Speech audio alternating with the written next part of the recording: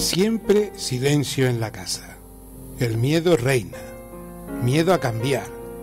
Miedo a enfrentarse a otra manera de vivir. Represión y sumisión adentro de sí misma, en sus mentes, en sus cuerpos. Su madre, viva representación de las fuerzas represivas, domina sus mentes. Mantiene la tradición y sustenta la moralidad.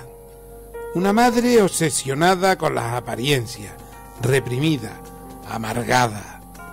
Pero dos caminos suceden cuando alguien llamado deseo aparece en sus vidas. Dos caminos opuestos, conformismo y rebeldía que cada hija deberá elegir. Dos caminos que finalmente se unirán dejando a un lado sus frustraciones y miedos.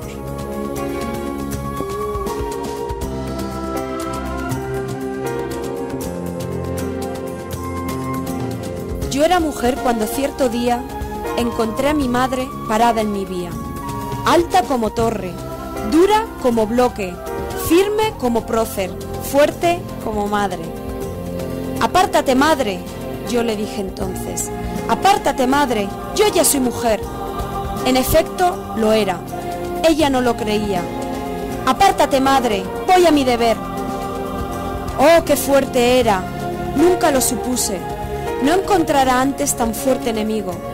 Todo mi vigor en la lucha puse, hasta que mi madre dio en tierra consigo. Y cuando jadeante por la libre vía, llena de entusiasmo continuar quería, mi madre en la tierra se alzó como pudo, y con gran orgullo, oh qué orgullo el suyo, me gritó: «Hija mía, vete, vete, vete».